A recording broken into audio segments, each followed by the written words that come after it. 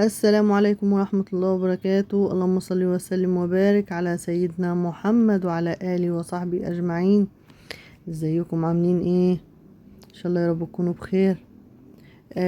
بمناسبة بقى المدارس، عملنا شوية فينو كده حلوين يستاهلوا بقكم. انا عملته ب3 حشوات زي ما انتوا شايفين كده، بالشكل الجميل اللي انتوا شايفين ده، وبهشاشة الفينو بالشكل الحلو ده. بسم الله. نبدأ بقى على بركة الله كده ونقول المقادير وطريقة التحضير. أنا جبت 2 كيلو دقيق، وحوالي معلقتين كبار خميرة، وحوالي كوباية سكر، و2 باكت لبن بودرة، وباكت بيكنج باودر كيك شيف، وحوالي معلقة ملح صغيرة،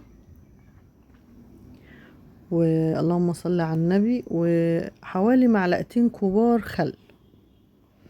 والمية بقى على حسب العجينة ما تاخد، يعني مفيش معيار محدد، ونص كوباية زيت. هنعجن العجينة لما تبقى عجينة لينة قوي في ايدينا، بس مش بتلزق في الايد.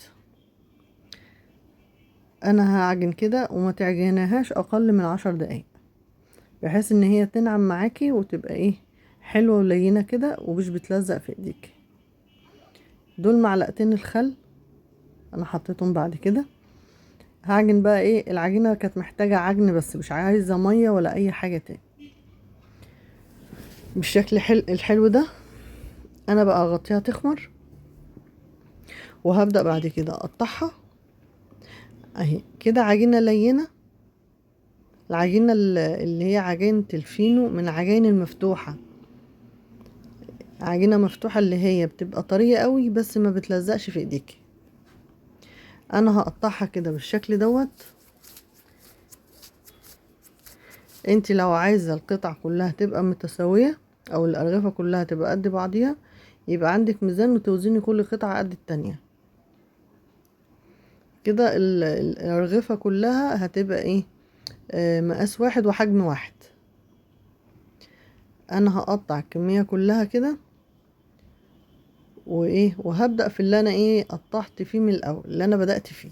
وانا عقبال ما كملت الكمية كلها قطعتها كلها كده، كان اللي انا عملته الاول كان خمر قوي. يعني العجينة دي خمرت معايا 3 مرات، مرة بعد العجن، ومرة بعد التقطيع، ومرة بعد التشكيل. العجينة دي بتتضاعف 3 اضعافها، بتبقى على قد 3 اضعافها كده. هنفرد كده العجينة بالشكل ده، هنفرد كل قطعة بالشكل ده. انا هحشي الحشوة الاولى باللانشون. اللانشون ده بيتي انا اللي عاملاه في البيت، فهحشي بيه كده.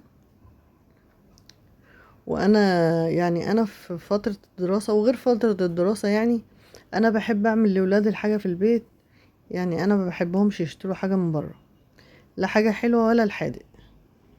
يعني انا بعمل لهم السندوتشات دي حادقة اهي، وبعمل لهم بنفس العجينة وبنفس المقادير، بس بدل الحشوة الحادقة بتبقى حشوة حلوة، زي مربى، زي حلاوة طحنية، زي النوتيلا، زي الشوكولاتة اللي هي الخام.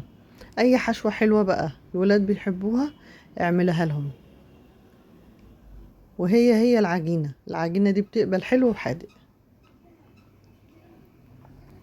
هتعملي الكمية كلها كده بالشكل ده. وانا عملت من الارغفة ديت اللي هو اللي انا عاملاه بالسمسم ده، اللي هو اللي فيه حشوات.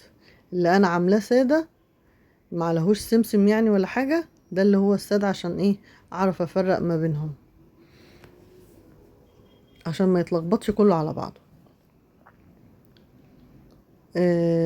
بعد كده هبدأ في عيش البرجر. هجيب العيش البرجر، وانا جبت كوباية مية وحطيت عليها شوية سكر ودوبتهم. فهفرد العجينة بتاعة البرجر دي، هفردها برضو واروح لمها على بعضها كده، بحيث ان هي ايه، بتعمل من جوه كده زي التوريقات من جوه. انا هفرد من ده، انا هعمل بقى من ده ايه، اللهم صل على النبي، هعمل من دوت شوية فاضيين وشوية بحشوة الجبنة الفتة. انا عملت باللانشون وبالجبنة الرومي وبالجبنة الفتة، وسبت الباقي ان انا اعمل فيه اي حشوات تانية بالشكل ده كده.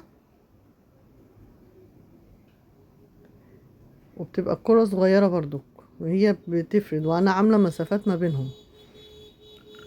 هي العجينة دي بتتضاعف يعني، بتبقى جميلة، وعجينة سهلة مش صعبة ان اي حد يعملها. ممكن تحط اللبن البودرة، ممكن ما تحطهوش، مش عايزة تحطيه ما تحطهوش. وممكن تحطي بيضة كمان لو عايزة القيمة الغذائية بتاعته تبقى اعلى. ممكن تحطي بيضة، وممكن ما تحطيش. ممكن برضو تحطي اللهم صل على النبي لبن رايب. اهو انا بدأت التسوية اهو، وشوفوا حجم الصباع كان قد ايه وبقى قد ايه. اه بقى 3 اضعاف. بسم الله ما شاء الله. وبعد ما تطلعيه ويبرد شوية يبقى دافي، تحطيه في علب او في اكياس وتحطيه في الفريزر، وتسحبي منه على قد ما ايه ما بتدي ولادك. يعني ممكن تطلعيه من بالليل وتسيبوه لهم على السفرة لغاية ما الصبح هتلاقيه بقى زي ما كل لسه جايباه من الفرن. ولازم يعني هو استوى كده لازم تديله بخة المية دي، بتديله طراوة حلوة قوي. اهو انا بوريكم التسوية من تحت عاملة ازاي، جميلة. وهتريحي نفسك من الوجع دماغ بتاع تقومي الصبح وتحضري السندوتشات ووجع القلب ده، هتريحي نفسك منه. وبألف هنا وشفا يا رب.